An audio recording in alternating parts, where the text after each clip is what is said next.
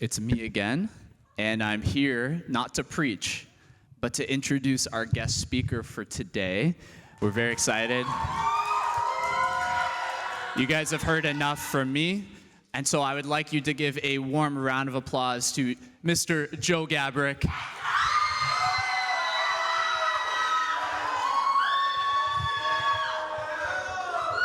So, sounds like you got a fan club tonight.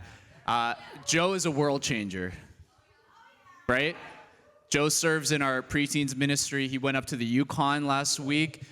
He's preached here before, and every once in a while we like to give the mic over to one of our students because they're world changers and we want to hear from them. And so we're continuing in our Why Though sermon series, and Joe has got an awesome word tonight. You got your note sheets, so make sure to take lots of notes, fill in those blanks. And I'm just going to quickly pray over Joe, and then I'll pass the mic over to him. So, God, I thank you for Joe. I thank you for what you're doing in his life and what an impact he's making on people around him. I just thank you for all you're doing through him and in his life. And I just pray, God, that as he speaks tonight, that you would prepare our hearts to hear what it is he has to say. So we pray all this in your name. Amen. Here you go. Thank you. Thank you, guys. As Nathan said, my name is Joe. Hi. So I've been going to Archetype for about 3 years now. I'm turning 16 during Arc 1, so you should definitely go to see that. I help on the preteens on Sundays. It's very smelly in that room, just saying. And I love being connected and surveyed. So just a show of hands, who here has siblings? Okay, siblings, they stink. They're gross, they're disgusting, especially older siblings. Like, older siblings are the worst. They smell so bad. Anyways, I have 2 younger brothers, Ben and Sam. I call them gas and fire because if you put them together, it just makes chaos. They're both in preteens, and then I have an older sister, Isabel. Some of you guys may know her. She's the stinkiest one. Anyways, and if you have siblings, you know that, of course, they're going to break stuff. It's just bound to happen. So I'm just asking you guys a question. Have you guys ever had a sibling just destroy something that is just so close to you? Well, or maybe it was even a friend or just a parent or a different family member. Anyways, for me, it was my brother Ben. So 10-year-old me, I was so obsessed with the new Lego Star Wars sets. Who here was obsessed with Lego when they were a kid? Yeah, anyways, I would save up all my money from Christmases and birthdays. So this was like a really precious thing to me. And finally, when I had enough money, I remember buying this, it was like a Darth Maul Lego set. I could barely remember. Anyways, one day when I wasn't paying attention, Ben, my 6-year-old brother at the time, found a way into my room, and he would go up on my top shelf. He took down the Lego set and decided it would be a good idea to play with it. And when I walked back into my room, the pure rage I had in my eyes must have scared him because he grabbed it and chucked it at the wall, and it shattered into a billion pieces. Of course, I eventually got over it, but it took me a while, and it was super hard to forgive my brother for this. Have you ever been in a similar situation where something so close to you was just broken? Maybe it wasn't a sibling that broke it. Maybe it was a family member or even a friend. But that person who you had deep trust in just to destroy something so close to you. Whether maybe it wasn't even Lego. Maybe it was a friendship. Maybe it was just even a relationship you had with them. Or someone did something so terrible to you that it was practically unforgivable. When people do this to us as Christ followers, we're just told to forgive them, just because, and then Jesus tells us to love our enemies as ourselves. But when stuff like this happens, you may think to yourself, well, why should I forgive them? Look what they did to me. This person hurt me. Why do they deserve my forgiveness? Why should I forgive them? I don't need to forgive them. But as Christ followers, we're set apart from different modern ideologies and what culture tells us to do. Culture would tell us just to treat them however you want to treat them, and whatever's right for you is what you should do. Cancel culture is a great example of this. We're just told to cancel people immediately for if they make a mistake on us without second chances at all. Or maybe when you guys have that moment with your siblings when they beg for forgiveness and then you're just like, nah, I don't want to do that. This was what culture tells us to do, is just not to forgive them at all without a second chance. As Christ followers, we are commanded to forgive as Christ forgave us. And growing up, my dad was a pastor, so I was always surrounded by Christianity and Christians, and all the time I was just told just to forgive people. I would think to myself, well, of course they're going to say that. They're my pastors, they're my family. Of course they're going to say that to me. But how do you tell someone that's hurting and has resentment against someone to forgive? Why should I forgive? Why is forgiving that person? Why is forgiving so important? And that's the whole point of the series we're in, where we ask questions like, why should I read my Bible? Why should I live like Jesus? Why should I forgive? We as humans obviously are not the best at forgiving. Myself, I suck at forgiving too, because I don't know why. I just suck at forgiving. But it's always about getting revenge on the other person for what they did to us. And forgiveness should not be a forced thing. It should be a thing that is deep in your heart, that you actually forgive someone for doing the things that they did. And people always tell me, well, you should just forgive, but they never give me a reason why to forgive. So this is what today's message is about. It's about why. Why should I forgive? And we're going to be looking at some passages in the Bible and all that stuff. But we're also going to be looking at some rational and logical ways that forgiveness could help us and make things better.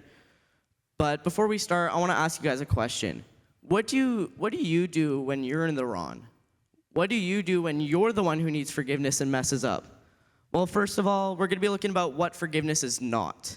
So I have 4 myths about what people think forgiveness is. My first one is forgiveness means forgetting. And forgiveness does not mean forgetting at all. Your brain doesn't just stop remembering things. When my brother broke my Lego set that day, I still remember the exact moment, and I saw the pure terror he had in his face. Maybe you're trying so hard to avoid all contact that you have the memories like that. Or you're trying just to avoid the conflict entirely. When Jesus takes on our sins, he doesn't just forget our sins, but he passes it on to God. Instead of dwelling in the past, we're now set free from the shackles of the past. We're now set free to just move on. Forgiveness is not forgetting, but forgiveness is giving it over to God so unforgiveness does not remain in our hearts. Trying to not forgive someone is like drinking poison and expecting the other person just to die. My next myth is forgiveness means you're a pushover. And forgiveness does not mean you're a pushover at all. If anything, it puts you in a position of strength. You could still hold people accountable, but you take away that person's power to hurt you anymore. Colossians 3:13 says, "Bear with each other and forgive one another. If anyone has a grievance against someone, forgive someone as the Lord forgave you." This verse urges believers to forgive each other, following the example as God forgave them. The act of forgiveness may require some patience and perseverance. Forgiveness requires strength and courage. Christians believe that through the power of the Holy Spirit, they could find the strength to forgive others, even in difficult circumstances, and is seen as an act of obedience and a reflection of his love and grace. Then my next one is, you must be completely cured of your hurt and pain to forgive someone. Obviously, forgiveness does not mean equal pain relief at all, especially when you're dealing with a deep wound. Today, I'm still dealing with some pain that others have caused me. Forgiving someone that's hurt you is a hard thing to overcome. The pain caused by sin has a powerful impact on us as individuals. When we are deeply wounded, it's natural to become angry and at the person who caused us pain. Nobody wants to deal with emotional pain caused by another person. However, everyone is faced with pain, but they're also given the choice of forgiveness, as we are imperfect people living in an imperfect world. And then my last myth is, forgiveness means reconciliation. Forgiveness is a personal decision to let go of feelings of anger, resentment, and the desire for revenge towards someone who has wronged you. It's a process of releasing those negative emotions towards someone and offering forgiveness, even if the other person doesn't offer their forgiveness back or doesn't seek reconciliation. Forgiveness is primarily about giving up our burdens and our grudges and giving them to God. Reconciliation, on the other hand, involves restoration by both parties to rebuild that relationship. Forgiveness is a personal decision. And if you're taking notes today, this leads me to my first point. We have to forgive others as Christ forgave us. Quickly, we're going to be looking at a parable that Jesus told his disciples in Matthew. Now, the disciples were asking Jesus a whole bunch of questions, and often he would respond in these things called parables, which are basically stories that Jesus would tell to answer these questions. Now, Peter, who is one of Jesus' disciples, asked Jesus how many times he should forgive someone. This is what is said in Matthew chapter 18, 21 to 35. Then Peter came up to him, "Lord, how often will my brother sin against me, and I forgive him? As many as 7 times?" And Jesus said to him, "I do not say to you 7 times, but 77 times." So let's pause right here. Peter was trying to show, in this cultural context, Peter was most likely trying to show a lot of generous towards these people, as forgiving someone as much as 7 times, which it was probably seen as a really big deal back in this cultural context. But Jesus says as much as 77 times. Now, he doesn't literally mean it 77 times, but he means it as a metaphor. He's saying that, of course, we don't have to keep a tracker on how many times that we forgive someone, but it's showing by this that Jesus means that forgiveness should be extended limitlessly. And he starts telling a story about a king and a servant who owed a debt to the king. So in this particular parable, Jesus tells a story about 2 dudes and a master. And one dude had a huge debt to the king and owed him a lot of money, basically like $100. And then, so when this dude couldn't pay his debt to the master, this master had mercy on him and forgave him of his debt. And then when this same dude went to another guy who owed him like a toonie, he did not have mercy on him and freaked out and started to tackle him and all that stuff. And then when the master found out, he immediately threw him in jail. The main message of this passage is that God expects his followers to be forgiving towards others as he has forgiven us. The master being God, we owe him everything, more than just $100, obviously. But he took on our own pain and made it his own. It emphasizes the importance of extending grace and forgiveness towards others and those who have wronged us without placing limits on those forgivenesses. By withholding forgivenesses, we do not only harm our relationship with others, but also risk losing the forgiveness and mercy of God. God commands us to forgive others as he has forgiven us. Ephesians 4:32 says, "Be kind and compassionate to one another, forgiving each other just as Christ God forgave you." Christ commands us to forgive others as he has forgiven us. When we don't forgive others, it blocks all doors to reconciliation. But when we do forgive others, it opens up that door to reconciliation, which could help improve our future. And this brings me to my second point if you're taking notes. Forgiveness does not change your past, but enlarges your future. Forgiving others as Christ forgave us calls to release the burdens of bitterness, resentment, and revenge. It's not about altering the past or denying the pain we've experienced, but instead, forgiveness enlarges our future by freeing us from the shackles of the past, and it opens up possibilities for healing, restoration, and healthy relationships. When we choose to forgive, we create space for personal growth, inner peace, and a future filled with hope. Now, if you thought you had bad siblings, let me tell you a story in the Bible about Joseph and his brothers. And this story is found in Genesis 37 and then all the way to chapter 50. So Joseph was the 11th son of Jacob and the first son of his wife Rachel. And he was Jacob's favorite son. Now, some of you may think that your sibling is the favorite son because I have a brother. Sometimes I think he's a favorite child. Really depends on the day, but sometimes it does change. And obviously, we will get jealous about that because he sometimes could get out of the most ridiculous consequences that he's supposed to have, but then it just gets thrown out the window. So obviously, I would get jealous about that. Now, Joseph's brothers were so jealous of that Joseph was the favorite son that they hold a bunch of resentment in their hearts because of it. Then Joseph started to have a series of dreams, which seemed to indicate that he would one day rule over his brothers, which further angered them more. Now, one day, Jacob sent Joseph into the flocks to go see what his brothers were doing as they were tending to these flocks. And then when Joseph arrived, his brothers saw him from the distance, and they plotted to throw him in a pit. And then, while Joseph was in this pit, a group of traders passed by, and his own brothers decided to sell him as a slave because of their jealousy. Now let's pause right here. Joseph's own brothers, out of jealousy, decided to sell him as a slave. Out of jealousy and resentment, his brothers threw him away like he was just garbage. When we don't forgive, there's a long-lasting resentment that builds inside of us and slowly starts to eat away at us. And if I was Joseph in this moment, I don't know if I would have the same attitude towards them as he did. I would hold bitterness inside me, and probably a lot of you guys would too. I would hold the bitterness, and that bitterness would eventually slowly start to eat away at me. The people who you trusted the most just to throw you away like you were absolutely nothing. But Joseph in this whole moment decided to trust God and knew that he had a plan. Although Joseph did struggle a lot through his life, he leaned on God and trusted his plan. And then years later, Joseph, from being nothing but a slave, rose to second command in all of Egypt with the help of God. One day, there was a famine, and Joseph's brothers needed help and food, so they went all the way to Egypt. And then Joseph just happened to be in charge of the food during the famine. And if you have a Bible, we're going to read in Genesis 45, 4-5. And Joseph said to his brothers, "Come close to me." When they had done so, he said, "I'm your brother Joseph, the one who you sold into Egypt.